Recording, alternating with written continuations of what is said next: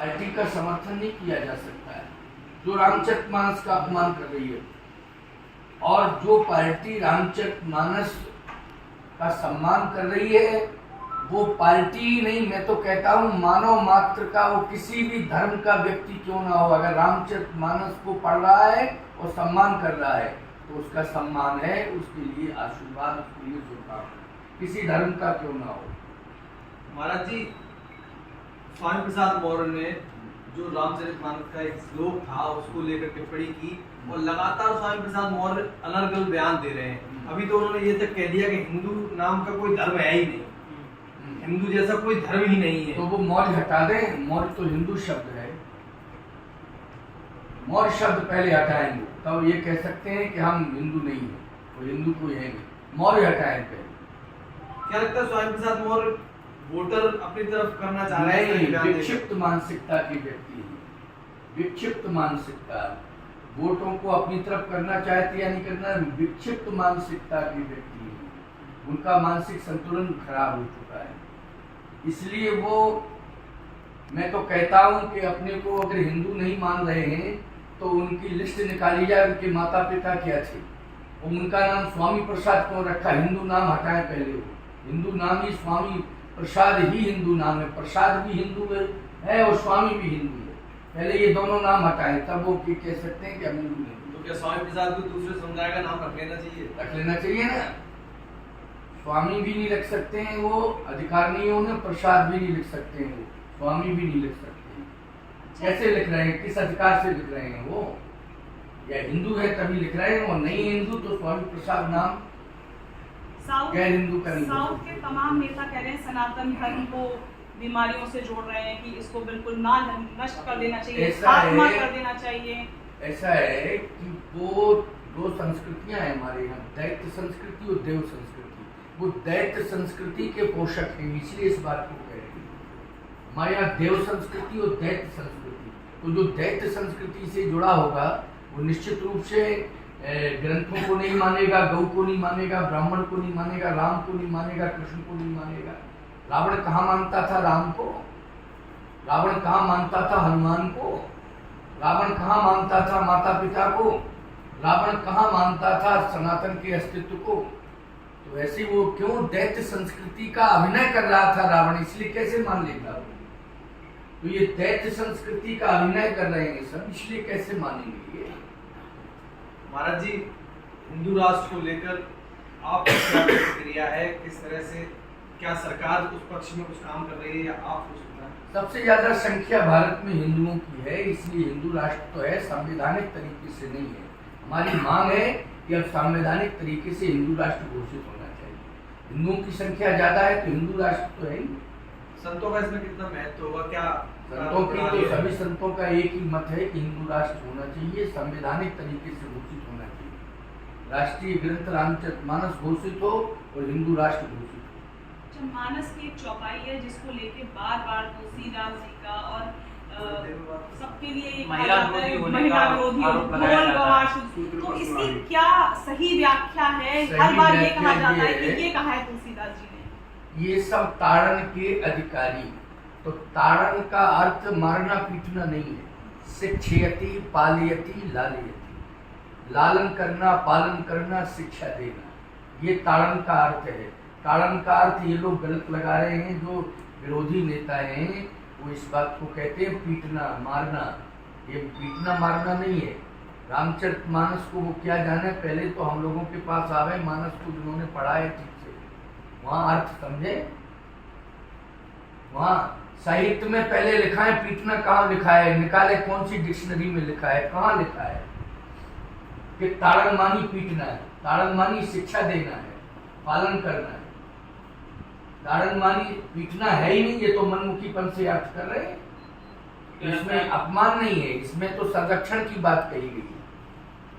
हम लोग पशु पक्षियों को पालते हैं तो संरक्षण ही तो देते हैं उनको, तोता भी पालते हैं हम लोग, है तो उसको संरक्षण ही तो देते हैं। कोई भी, चाहे पशु हो चाहे पक्षी हो, पक्षियों में पालते हैं तो उनको भी संरक्षण देते, पशुओं में पालते उनको भी संरक्षण देते।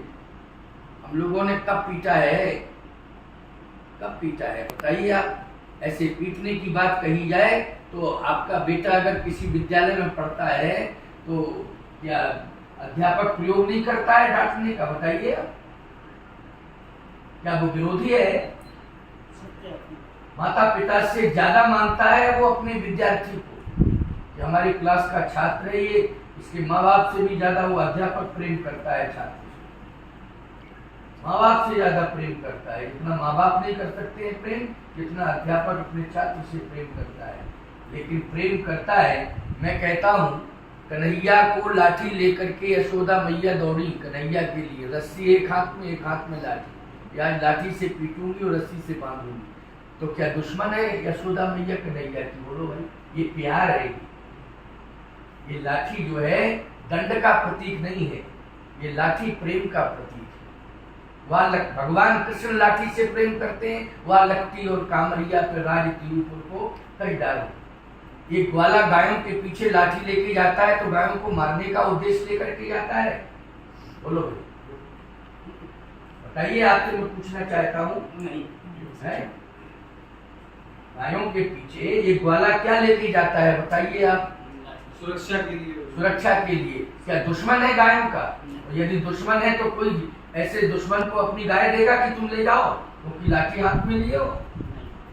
और कोई भी ग्वाला बताइए आप बिना लाठी के जाता हो? मुझे लगता है कि जब भी देश में चुनाव होते हैं या फिर 2024 के चुनाव है, तभी ऐसे षड्यंत्र जो कि ऐसे धर्म ग्रंथों के आधार पर रचे जा रहे हैं जनता को बरगलाने के लिए, एक धड़े को अलग करने के लिए समाज से। देखिए, जब व्यक्ति के पास आधार नहीं होता है तो व्यक्ति फिर विरोधी बन करके आ जाता है। मेरे पास अपना व्यक्तिगत कोई आधार नहीं है, हम विरोधी बनेंगे। तो विरोधी जब वो बनता है तो विरोध का अर्थ ही ये होता है कि विरोधी का अर्थ क्या होता है कि आप जो है अच्छाई से जुड़े हैं तो हम बुराई से जुड़ेंगे, इसका अर्थ ये। अगर आप भी अच्छाई से जुड़ गए, विरोधी भी अच्छाई से जुड़ गया, तो क्या मतलब निकला विरोध का? रावण और राम का यही तो द्वंद्व था, यही तो युद्ध था कि राम अगर तुम गौ का समर्थन करोगे तो मैं गाय का विरोध करूंगा, राम तुम यज्ञ का समर्थन करोगे तो मैं यज्ञ का विरोध करूंगा। रावण का यही तो सिद्धांत था, तभी तो विपक्षी है।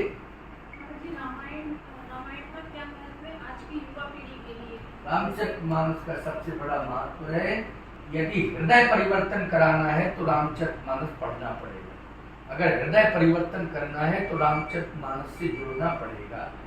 और यदि हृदय परिवर्तन कराने वाला ग्रंथ रामचरितमानस है तो हृदय परिवर्तन से ही रामराज जाएगा, नारेबाजी से रामराज नहीं आ सकता है।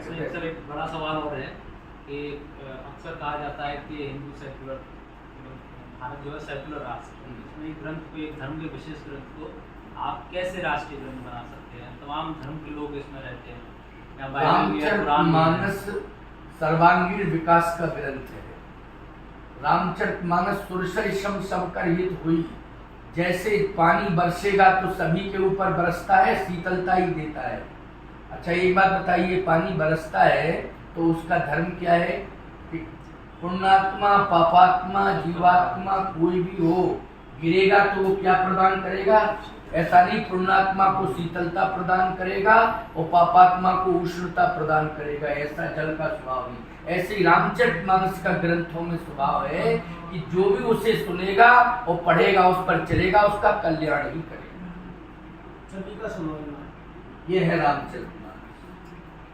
जैसे जल का स्वभाव एक है, वैसे ही मानस का ग्रंथों में स्वभाव एक। अगर जैसे युवा पीढ़ी के पास, लोग आजकल बहुत भागा दौड़ी वाला जीवन शैली है उनके पास समय नहीं है कि वो रोज एक पाठ, एक अध्याय, एक पन्ना पढ़े, तो क्या हम ऐसी 5 चौपाइयां बता सकते हैं जो पढ़ने से उनका हृदय परिवर्तन, उनकी एक बात बताइए, व्यस्तता की लाइफ में व्यक्ति ने मोबाइल को आधार बनाया है और आप सर्च करिए तो ये हमारे यहाँ मानस ही एक ऐसा ग्रंथ है कि आप कहीं भी पढ़ सकते हो, किसी भी समय पढ़ सकते हो। और ग्रंथों में तो कुछ नियम बने हैं, मानस ऐसा है कि आप सर्च करिए, 5 दोहे आप क्यों नहीं पढ़ सकते?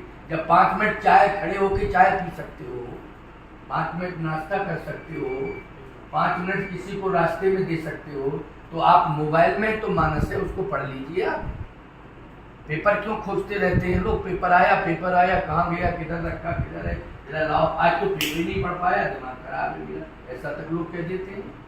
तो फिर मोबाइल जब रखे हो, इतना सुंदर विकल्प बताया है कि मोबाइल सर्च करिए आप रामचरितमानस निकल के 5 दुआ पढ़ लीजिए।